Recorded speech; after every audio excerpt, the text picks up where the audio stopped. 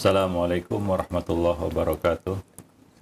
Alhamdulillah, nahmaduhu wa nasta'inuhu wa nastaghfiruh. Wa na'udzu billahi min syururi anfusina wa sayyiati a'malina may yahdihillahu fala mudhillalah wa may yudlil fala hadiyalah. Asyhadu an la ilaha illallah wahdahu la syarikalah wa asyhadu anna Muhammadan abduhu wa rasuluh la nabiyya ba'dah wa ba'd. Para pemerhati roja, kaum muslimin dan muslimat yang dimuliakan Allah, alhamdulillah segala puji hanyalah milik Allah, Rabb semesta alam. Salawat dan salam atas Nabi kita Muhammad sallallahu alaihi wasallam, atas keluarga beliau, sahabat-sahabat beliau dan umat beliau sampai hari kemudian. Para pemerhati roja, kaum muslimin dan muslimat rahimani wa rahimakumullah, pada kesempatan siang yang berbahagia ini kita kembali melanjutkan bahasan-bahasan yang ada di dalam kitab Talbis Iblis tulisan Ibnul Jauzi. Kita sampai pada bab yang keenam, yaitu Talbis Iblis terhadap manusia dalam berbagai disiplin ilmu. Yang pertama yang dibahas oleh Ibnul Jauzi di sini adalah Talbis Iblis terhadap para ahli qiraat dan para qari. Ya. Tentunya di antara salah satu makar dan tipu daya iblis adalah mengalihkan manusia dari perkara yang lebih penting kepada perkara yang tidak penting. Ya, di antara kelalaian yang tidak bisa diterima oleh akal adalah menyia-nyiakan usia dengan melakukan suatu hal, satu perkara, satu perbuatan, padahal ada perkara lain yang justru lebih penting, jauh lebih penting. Jadi kita tentunya harus mengetahui skala prioritas dari amal-amal yang Allah Subhanahu wa taala wajibkan atas kita. Kewajiban saja ada tingkatannya. Ya, tentunya setiap amalan berbeda, ya, hukum dan keutamaannya. Di antara manusia ada yang menghabiskan umurnya untuk suatu perkara yang kurang penting dan melalaikan perkara-perkara yang jauh lebih penting. Misalnya dia sibuk dalam perkara-perkara yang mustahabbat, lalu dia melalaikan perkara-perkara wajibat, bahkan al-furud, yaitu kewajiban-kewajibannya, faraid. Nah, misalnya ya, orang-orang yang mengabaikan tadabbur Quran, lalu hanya menghabiskan waktu untuk memperbagus bacaan. Dia mengabaikan perkara yang jauh lebih penting dan sibuk dengan perkara yang kurang penting, ya, yaitu dia melalaikan tadabbur Quran. Padahal itulah inti dari interaksi dengan Al-Quran, yaitu mendalaminya, mentadabburinya. Ini jauh lebih penting daripada yang lainnya, tentunya. Karena tujuan Quran itu diturunkan adalah, puncaknya adalah untuk diamalkan. Ya, dengan tadabbur kita bisa memahami, dengan pemahaman yang benar kita bisa mengamalkannya dengan benar. Itulah tujuan diturunkannya Al-Quran. Al-Hasanul Basri berkata, Al-Quran diturunkan untuk diamalkan, namun manusia menjadikan bacaannya sebagai amalan. Maksudnya adalah mereka hanya membaca tanpa mengamalkan kandungan Al-Quran itu. Ini merupakan salah satu bentuk talbis yang dilakukan oleh iblis kepada manusia. Ya, contohnya di sini beliau menyebutkan salah seorang di antara mereka membaca qiraat yang syaz, yang tidak masyhur, yang asing, lalu menjauhi qiraat yang mutawatir dan masyhur. Ya, dia menampilkan bacaan-bacaan yang syaz, yang asing, yang tidak umum, ya, dan meninggalkan bacaan-bacaan yang sudah mutawatir. Nah, ini termasuk salah satu talbis iblis. Biasanya tujuannya adalah untuk menampakkan sesuatu yang aneh dan unik.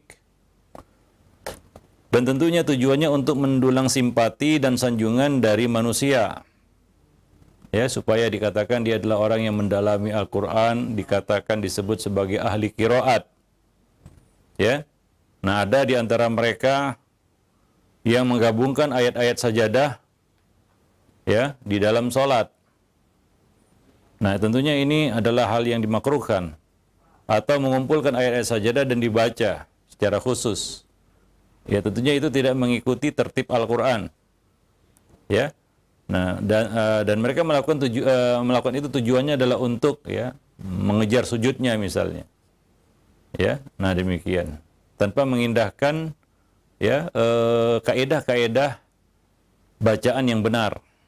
Ya, mengorbankan itu semua. Dan melakukan hal-hal yang ya itu tidak umum atau tidak ada di dalam syariat atau sunnah Nabi Muhammad sallallahu alaihi wasallam. Ya. Nah, dan di antaranya juga adalah contoh lainnya adalah di antara para qari itu ada yang tidak menjadikan masalah jika mengklaim suatu qiraat dari seseorang sebagai guru walaupun tidak pernah belajar darinya. Yaitu klaim ijazah. Dia mengklaim dapat ijazah dari fulan dan fulan padahal dia tidak pernah belajar darinya. Mengaku-ngaku ya walaupun dia tidak pernah bertemu. Ya, misalnya dia mengatakan dia telah meriwayatkan kepada kami. Nah, ini adalah tadlis, ya, semacam penipuan. Dia menganggap bahwa hal itu sama saja karena dia sudah meriwayatkan banyak qiraat. Ya, dan ini adalah suatu hakikatnya adalah kebohongan.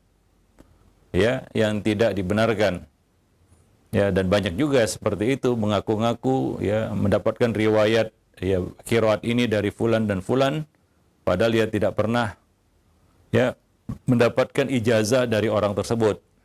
Atau mungkin sekarang karena media belajar mungkin banyak ya melalui internet ataupun YouTube, lalu dia mengklaim bahwa saya telah belajar dari fulan dan fulan, padahal sebenarnya tidak belajar langsung, tapi dia mungkin belajar lewat ya, YouTube, internet atau yang lainnya.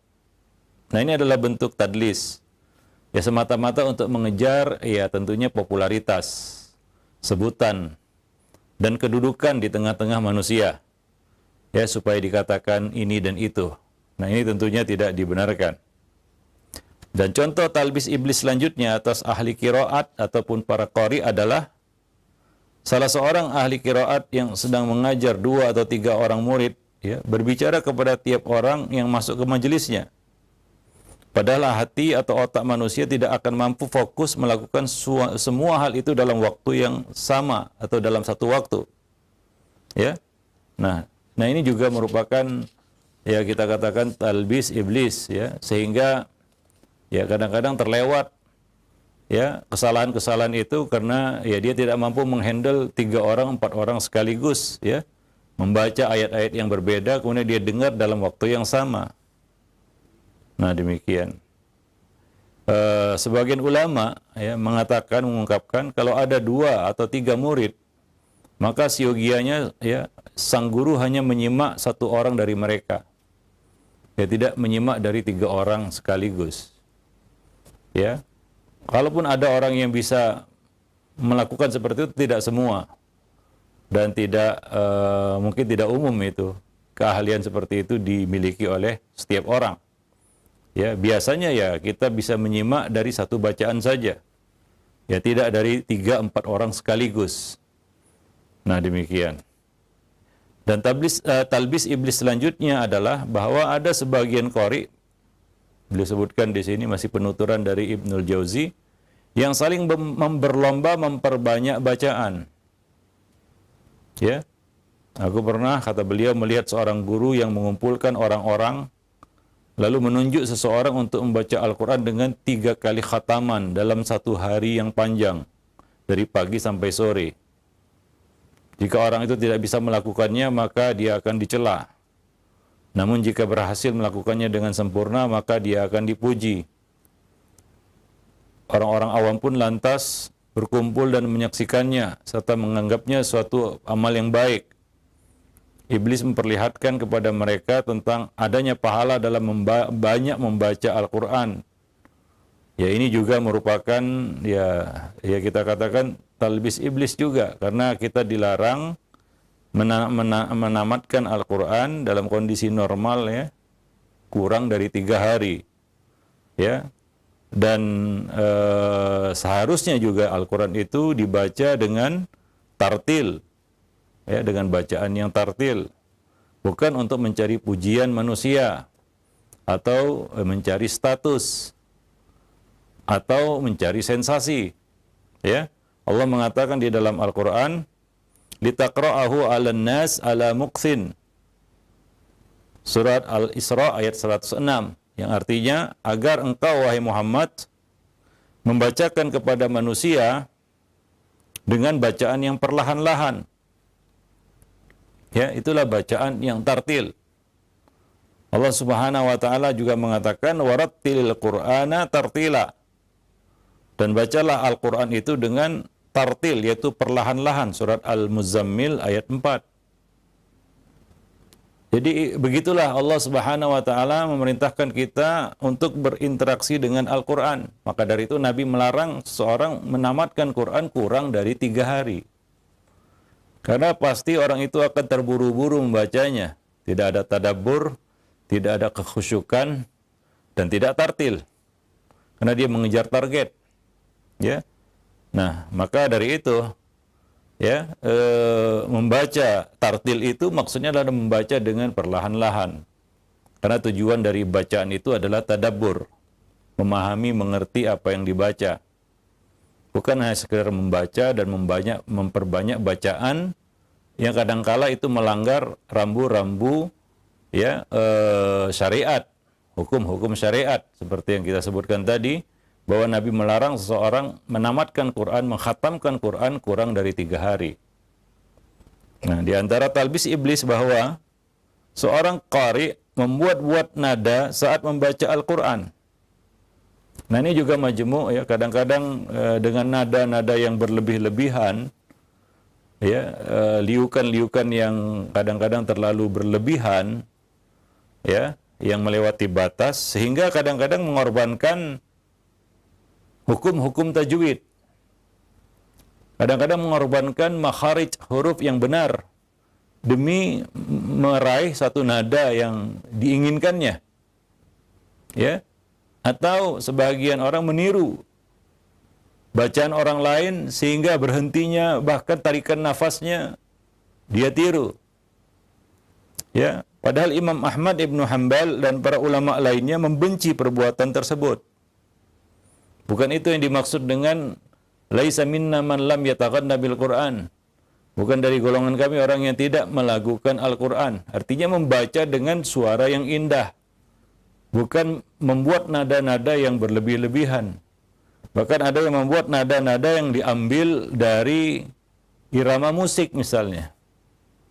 Nah, ini tentunya tidak bisa diterima. Ya, ini adalah merendahkan sebenarnya Al-Qur'an. Jadi bacaan yang natural, yang tidak dibuat-buat. Ya. Nah, dan kita tidak perlu meniru bacaan orang lain. Bacaan qari tertentu. Ya, itu adalah bentuk takalluf. Tapi itu yang digemari hari ini, ya. Itu yang digemari, yang menjadi tujuan seorang itu tahsin qiraah hari ini, ya, tujuannya itu. Supaya mirip semirip-miripnya dengan qari fulan dan fulan. Perlu kita ketahui bahwa Imam Ahmad dan ulama-ulama lainnya membenci hal tersebut. Ya, nah demikian. Al-Imam Syafi'i ya berbeda pendapat. Beliau mengatakan tidak mengapa mendengarkan al-huda, kata-kata yang diucapkan dengan suara indah serta nasyid orang-orang Arab Badui. Tidak mengapa pula membaca Al-Quran dengan memberi nada dan dengan diperindah suaranya. Ini pendapat Al-Imam Syafi'i. Ibnul Jauzi menanggapi ya bahwa Imam Syafi'i mengutarakan demikian sesuai dengan apa yang terjadi pada zamannya. Itu tidak banyak orang di zaman itu yang melakukan bacaan Al-Quran. Ya, adapun sekarang kata beliau, mereka menjadikan ayat-ayat itu seolah nada-nada lagu. Ya, semakin ia mirip dengan nyanyian maka akan semakin dimakruhkan. Ya, jadi belum ada fenomena itu di zamannya Imam Syafi'i, bahwa Imam Syafi'i tidak mengapa ya memberi nada ya, dalam bacaan Al-Quran ya sesuai dengan zaman yang beliau hidup di dalamnya. Belum ada ya menggubah ya lagu-lagu menjadi bacaan Al-Quran. Berbeda dengan masanya Imam Ahmad yang datang sesudah beliau dan ulama-ulama yang datang sesudah beliau. di mana banyak para qari yang menjadikan lagu-lagu itu sebagai nada-nada di dalam membaca Al-Qur'an. Ya, bahkan sangat mirip. Maka dikatakan bahwa semakin dimiripkan dengan nyanyian, maka semakin dimakruhkan.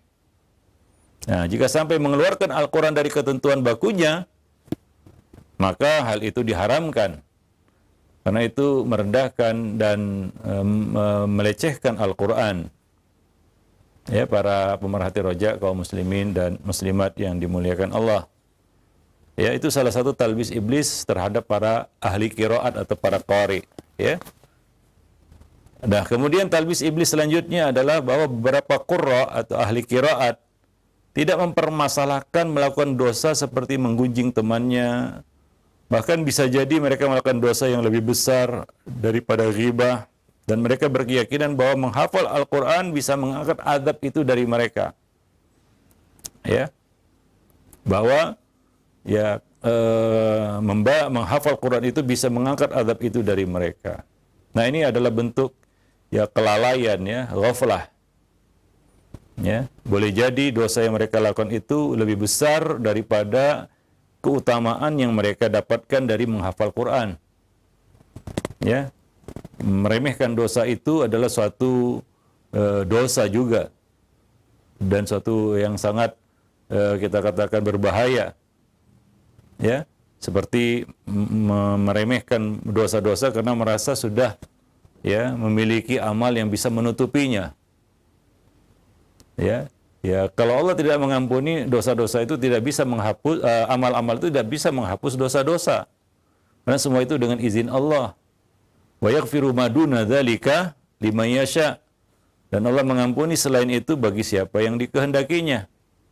Ya, ghibah itu bukan dosa kecil. Itu dosa besar.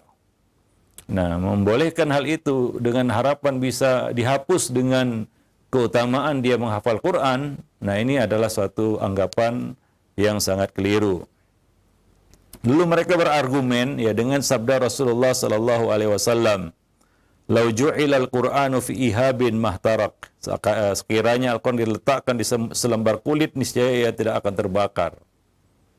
Nah, ini dijadikan sebagai dalil bahwa kalau sudah hafal Quran, maka dosa-dosa seperti ghibah itu mungkin bisa terhapus dengannya.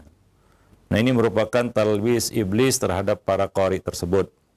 Sebab adab yang akan ditimpakan kepada orang yang berilmu itu lebih banyak daripada adab yang diberikan kepada orang yang tidak berilmu. Ya, karena bertambahnya ilmu berarti semakin kuatnya hujah. Ya, nah bahkan keberadaan qari yang tidak memuliakan Al-Quran yang dihafalnya merupakan dosa tersendiri. Ya, Allah Subhanahu wa taala berfirman di dalam kitabnya, "Afaman ya'lamu annama unzila ilaika min rabbikal haqq kaman huwa a'ma." Allah Subhanahu wa taala mengatakan dalam surat Ar-Ra'd ayat 19, maka apakah orang-orang yang mengetahui, yang mengilmui bahwa apa yang diturunkan Allah kepadamu adalah kebenaran sama dengan orang yang buta? Ya, artinya semakin banyak ilmu, semakin besar tanggung jawab yang kita pikul. Dan Allah Subhanahu wa taala juga pernah berfirman tentang istri-istri Rasulullah sallallahu alaihi wasallam, "Mayati minkunna bifahishatin mubayyinah yudha'af lahal adzab di'faini."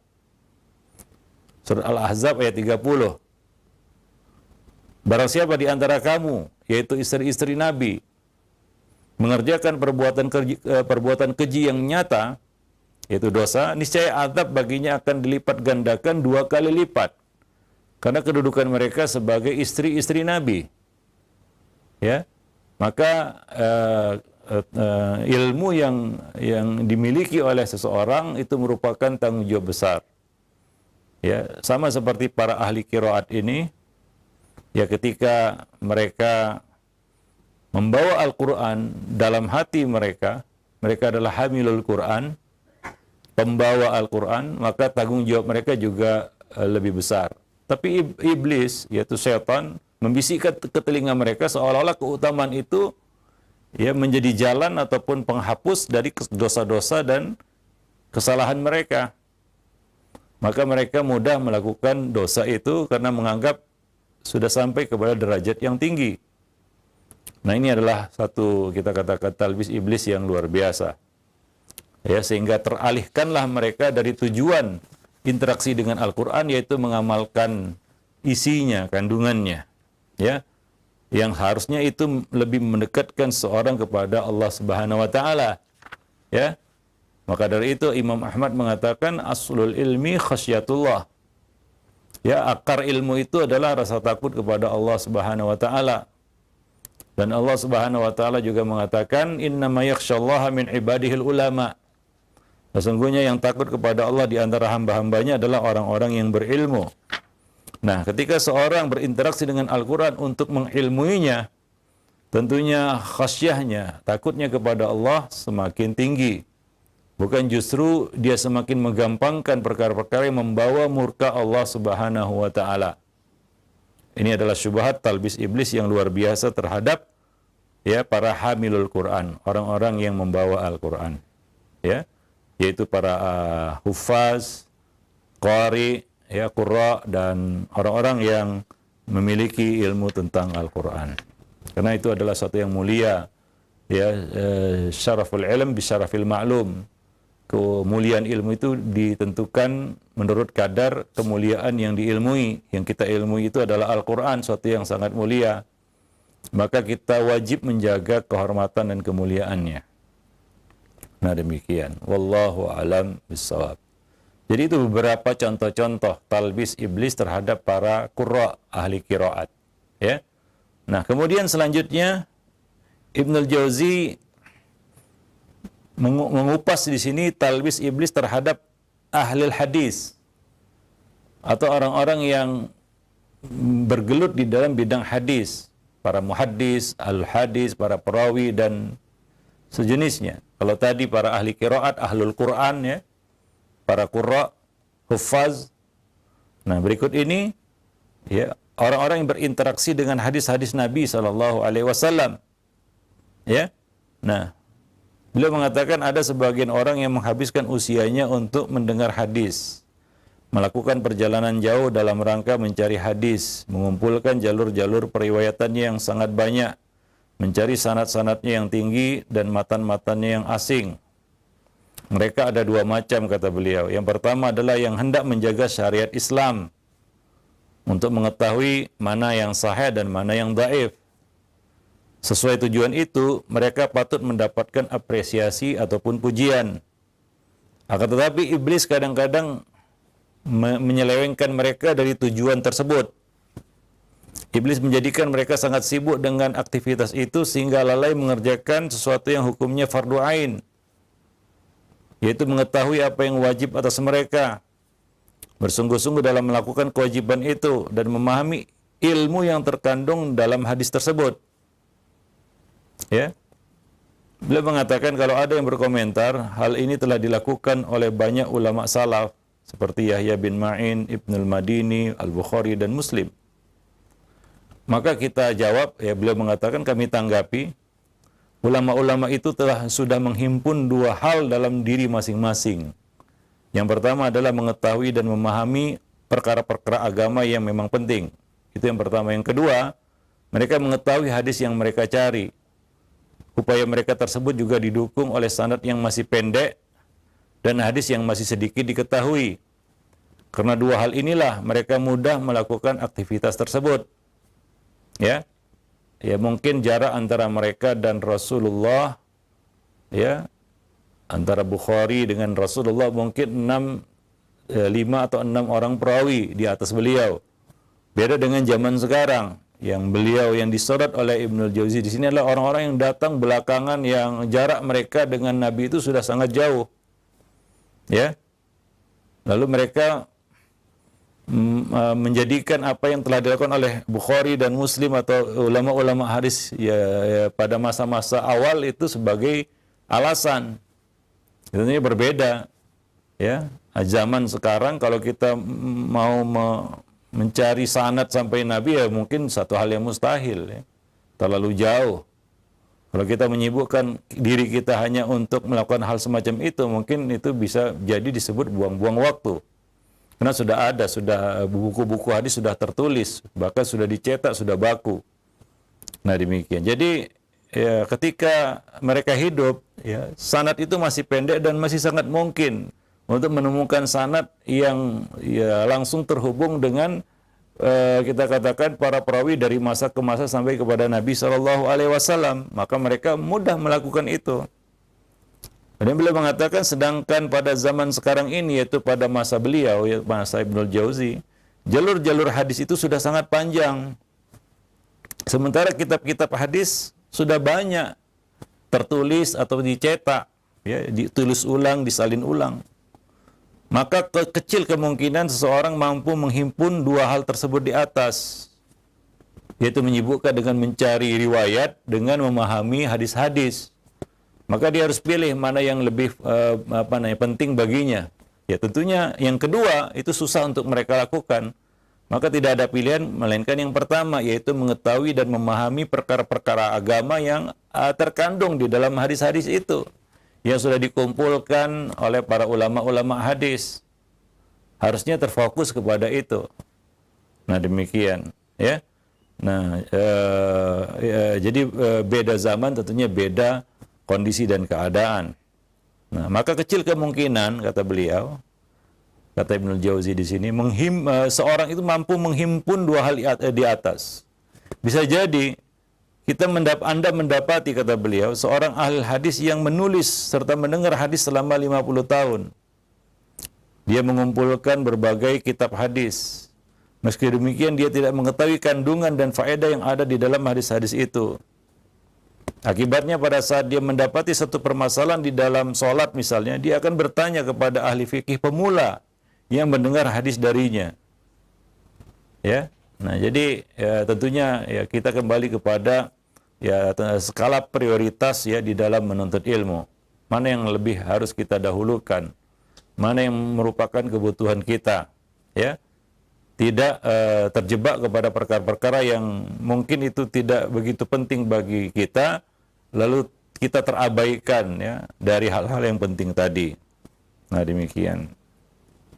Nah disebabkan orang seperti itulah, kata beliau, para pencela ahli hadis dapat melontarkan celaan dengan nada yang mencemooh, ya, dengan mengatakan orang-orang itu selalu saja berpergian jauh untuk mencari hadis, tapi mereka tidak tahu apa yang ada yang didapat darinya.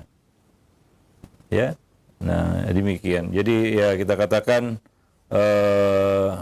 saya seperti zaman sekarang ya, ya tentunya tidak mungkin lagi kita mencari orang yang mampu memiliki riwayat, walaupun ada itu sangat jarang, ya, sampai kepada Nabi SAW. Kalaupun ada itu biasanya bohong-bohongan, kan begitu ya.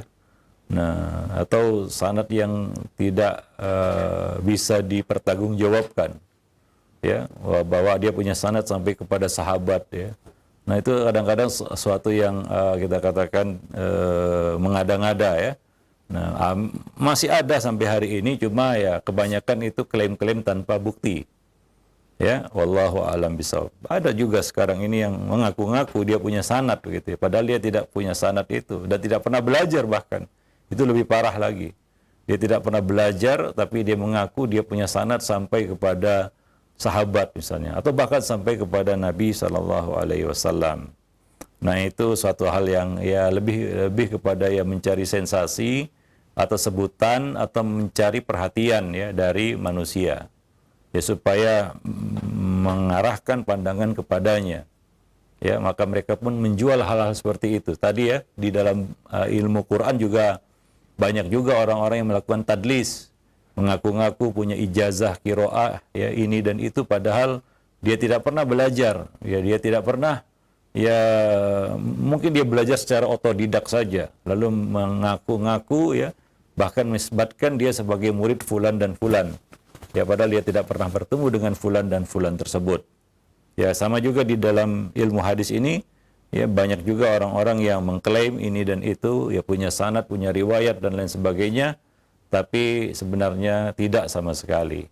Ya ini juga merupakan bentuk tadlis ya di dalam ilmu, dan itu ya tentunya dilarang. Itu adalah suatu kecurangan, khianat di dalam ilmu. Ya, nah, ya, sebagaimana dikatakan, ya apa namanya, nisbatkanlah ilmu kepada ahlinya ataupun kepada pemiliknya. Ya, kita dengar dari fulan, kita katakan dengar dari fulan. Kalau tidak, maka jangan katakan seperti itu. Ya, ini amanah ilmu itu adalah menisbatkannya kepada pemiliknya. Nah, demikian. Nah, di sini Ibnu Jauzi mengatakan, ya, menukil ya, riwayat dari Al-Khattabi. Al-Khattabi bercerita, di antara guru kami ada yang meriwayatkan hadis. Ini riwayat dari Al-Khattabi, penukilan dari Al-Khattabi. Di antara guru kami ada yang meriwayatkan hadis, yaitu hadis annan Nabiya sallallahu alaihi wasallam naha anil khilaq qabla salati yaumal jum'ah. Bahwasanya Nabi SAW melarang membuat halaqah sebelum sholat pada hari Jumat. Itu hadis, ya. Nah, tetapi dia meriwayatkannya dengan mensukunkan huruf lam menjadi halqi, yaitu melarang mencukur. Na'anil halqi, ya. Nah, hadis yang sebenarnya adalah al-hilaqi. Lalu dibaca, ya, dihilangkan sukunnya, ada huruf lam menjadi halqi. Artinya mencukur, ya. Hingga diartikan dilarang mencukur sebelum sholat pada hari Jumat. Ya, jauh berbeda artinya tentunya. Yang dimaksud adalah halaqah, al-hilaqi, bukan al-halqi. Ya. Nah, Al-Khattabi melanjutkan ceritanya. Dia berkata bahwa selama 40 tahun rambut kepalanya tidak dicukur sebelum sholat Jumat. Dia mengamalkan betul-betul hadis itu. Lalu aku berkata kepadanya, yang disebutkan dalam hadis adalah al-hilaqi, bentuk jamak dari halaqah. Ya, bahwa Rasul melarang kita mengadakan perkumpulan untuk kajian ilmu atau muzakarah sebelum sholat Jumat. Beliau memerintahkan kita agar mempersiapkan diri dalam rangka menuju sholat Jumat dan mendengarkan khutbah. Ya, maka guru kami itu berkata, kata beliau, ya, kamu telah menghilangkan penderitaanku. Ya, nah, Al-Khattabi mengatakan guru kami itu termasuk orang yang soleh. Dia suka dan selalu mengamalkan hadis. Cuma dia, ya, meriwayatkannya dengan bacaan yang salah. Nah, demikian. Jadi demikian pentingnya kita mendalami hadis, ya, bukan hanya riwayatan tapi diroyatan juga. Ya, diroyatul hadis artinya memahami isi dari kandungan dari hadis-hadis, bukan riwayat. Walaupun itu penting juga dan masih terbuka peluang, tapi tidak semua orang mampu, ya, untuk mendalami riwayatul hadis hari ini. Ya, mungkin lebih porsinya kepada diroyah, ya, mempelajari hadis diroyatan, ya, bukan lagi riwayatan. Wallahu a'lam bissawab. Nah, demikian. Nah, beliau mengatakan pada zaman sekarang ini kami melihat beberapa orang yang mengumpulkan banyak kitab dan mendengarkan banyak hadis, tapi tidak memahami hadis-hadis yang sudah dia dengar atau sudah dia dapatkan itu dengan susah payah. Ya, wallahu a'lam bissawab. Dan di antara mereka, kata beliau, ada yang tidak menghafal Al-Quran serta tidak mengetahui rukun-rukun salat. Namun mereka kerap menyibukkan diri dengan berbagai perkara yang sifatnya fardu kifayah, lalu mengabaikan perkara-perkara yang sifatnya fardu ain. Ya, padahal kata beliau mendahulukan sesuatu yang kurang penting atas sesuatu yang lebih penting tidak lain merupakan salah satu bentuk talbis iblis. Ini poinnya. Ya, ilmu apapun itu, kita harus tahu skala prioritas. Mana yang kita lebih dahulukan, mana yang bisa ditunda dan diakhirkan. Mana yang tidak bisa ditawar-tawar. Ya, perkara yang tidak boleh kita tidak tahu tentangnya, terutama kewajiban-kewajiban kita. Ya, di sana banyak orang-orang yang sibuk berkutat dengan beberapa hal, ya. Nanti juga akan disebutkan di dalam bab fikih juga. Sebagian penuntut ilmu itu sibuk, ya, membincangkan perkara-perkara fikih tertentu, berkutat di situ-situ saja, membahas itu saja, membahas tentang kunut subuh, nggak habis-habis.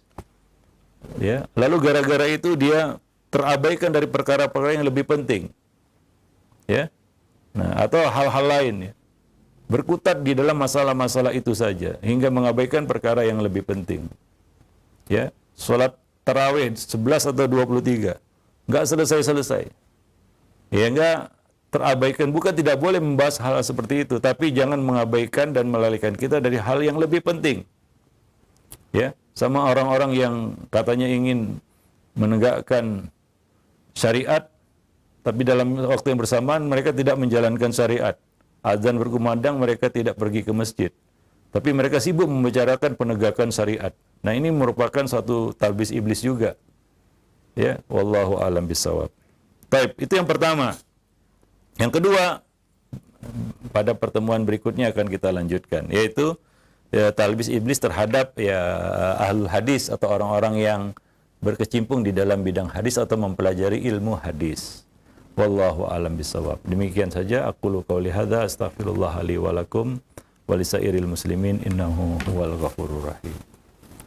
Nah, jazakallahu khairan wa barakallahu fikum Ustaz atas penyampaian materi di kesempatan siang yang berbahagia ini berkaitan dengan talbis iblis terhadap para qori.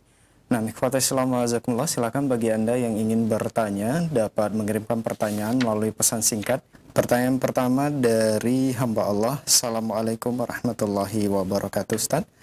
Bagaimana dengan seorang yang sudah berusia lanjut dan baru mempelajari membaca Al-Quran dengan tajwid yang benar?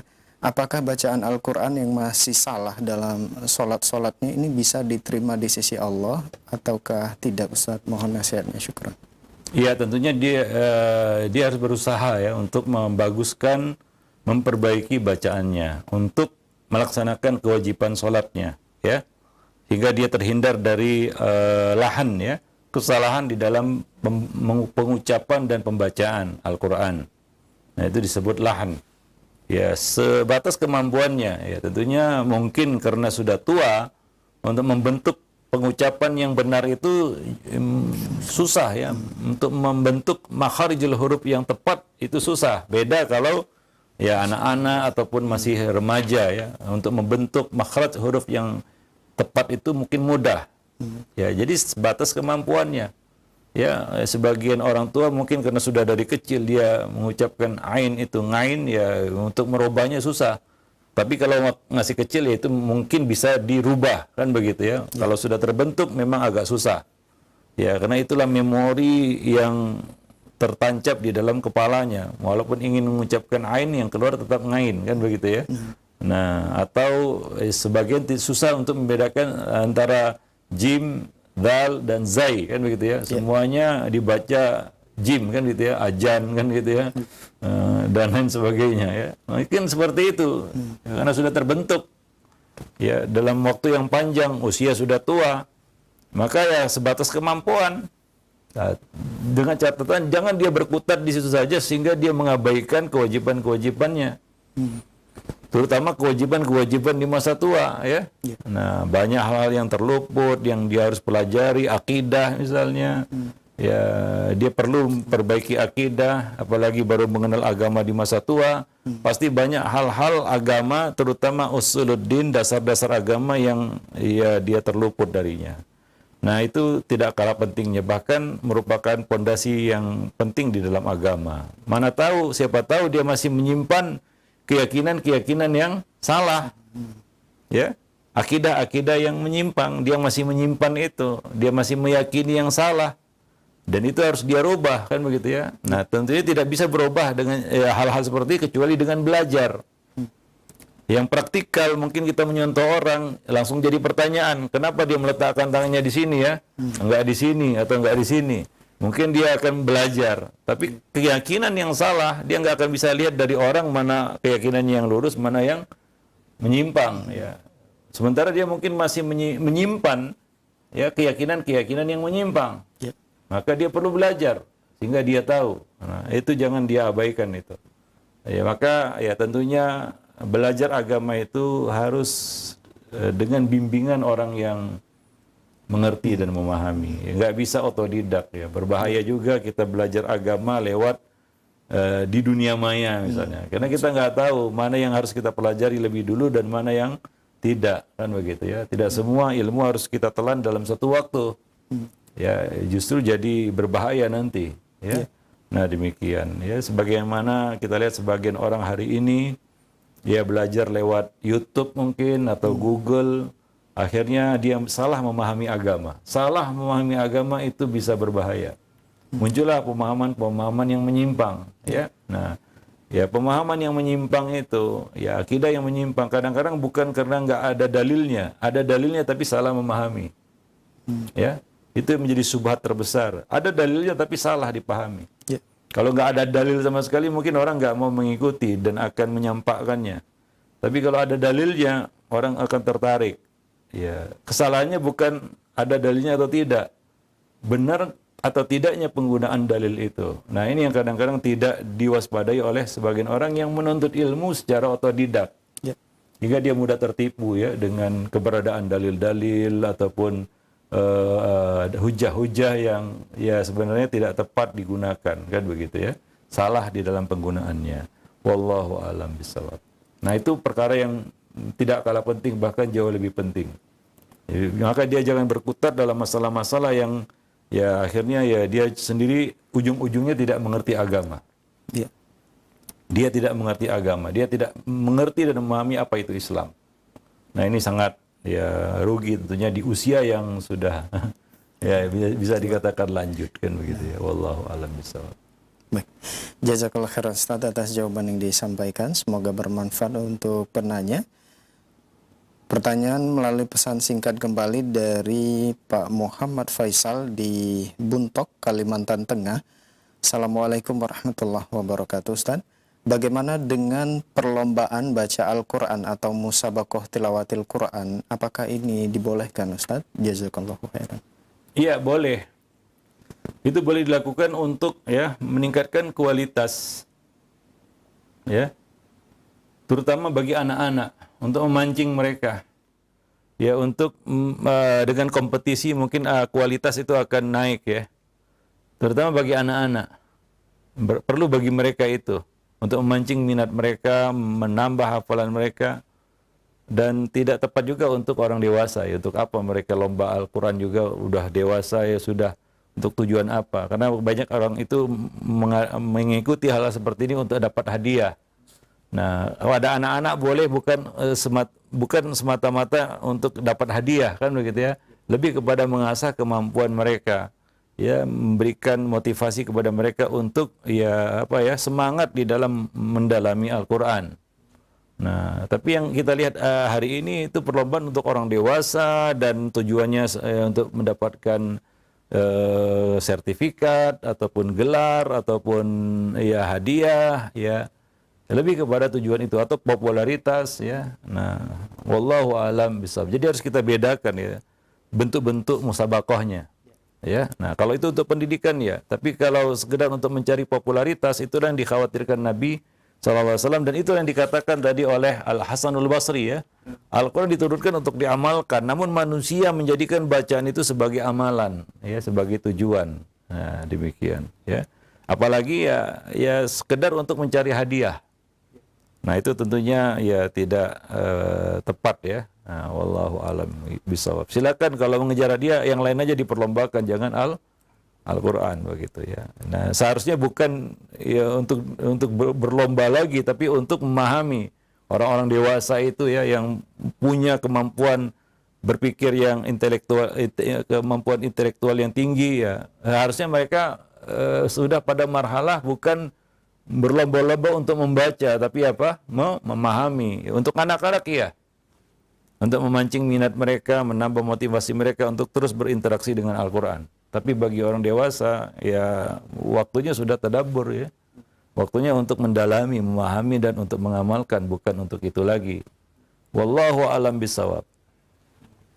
Nah, jazakallah khairan Ustaz atas jawabannya. Semoga bermanfaat untuk penanya Pak Muhammad Faisal dan kita semua yang menyimak.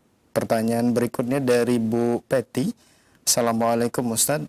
Apakah untuk belajar Quran harus dengan jalan yang bersanad jelas Ustadz? Kalau tidak dianggap belum membaca Al-Quran secara benar, apakah harus juga dengan ulama yang bersanad dengan sertifikat sanad? Mohon nasihatnya Ustadz. Ya tidak harus ya, karena sekarang ya ilmu tajwid sudah baku ditulis oleh para ulama.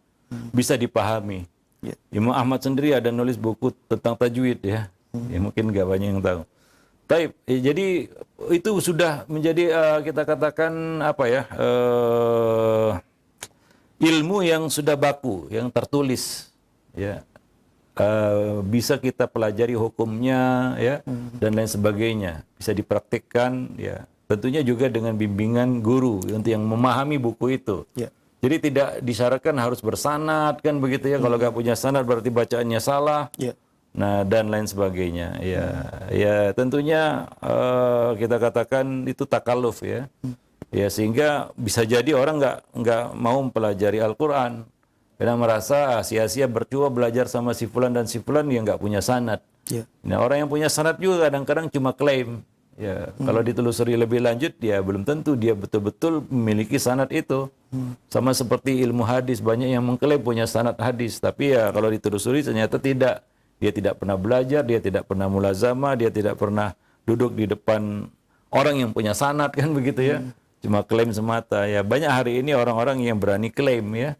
Ya dia belajar di internet lalu dia mengklaim wah saya punya qiraat ini, qiraat itu dan lain sebagainya.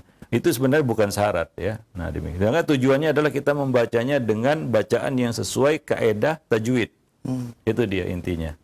Wallahu a'lam bishawab. Ya perlu bimbingan guru iya. Tapi bukan syarat guru itu harus memiliki sanad ini dan itu. Wallahu a'lam bishawab.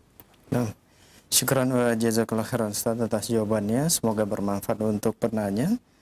Masih pertanyaan melalui pesan singkat kembali dari Pak Ian di Bekasi. Assalamualaikum Ustaz. Ada sebuah dalil jika beramal agar mendapat dunia maka akan merugi.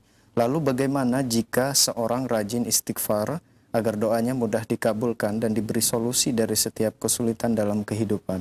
Syukran.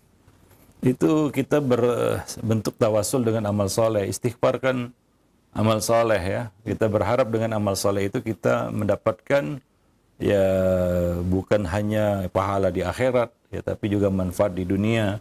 Ya seperti orang-orang yang terkurung di dalam goa, mereka bertawasul dengan amal-amal soleh mereka supaya selamat dari goa itu kan begitu, dan akhirnya mereka selamat dengan amal-amal soleh mereka. Itu tidak mengapa ya. Wallahu a'lam bishawab ya, karena tujuan kita kan ya untuk kita katakan kebaikan di dunia dan di akhirat, dan amal soleh itu bermanfaat di dunia dan di akhirat. Kalau kita tidak merasa mendapat manfaatnya di dunia, kita mendapatkan pahalanya di akhirat. Tapi manfaatnya jelas ada. Kesolehan seseorang juga berpengaruh ya. Seperti dua anak yatim yang berada di sebuah kampung ya, yang bangunan mereka yang roboh didirikan kembali oleh Nabi Khadir. Ya, apa yang mendorong Nabi Khadir melakukan itu? Karena ayahnya orang saleh. Ayah kedua anak yatim anak yatim yang miskin itu adalah orang saleh. Wa kana abuhuma shaliha. Ya, jadi kesalehan orang itu bermanfaat di dunia sebelum di akhirat. Wallahu a'lam bishawab. Baik. Jazakallah khairan Ustaz atas jawabannya, dan itu merupakan pertanyaan kita terakhir di kesempatan ini. Mungkin ada sebagai ikhtitam, silakan Ustaz. Ya tentunya ini masih panjang pembahasannya, banyak sekali ya.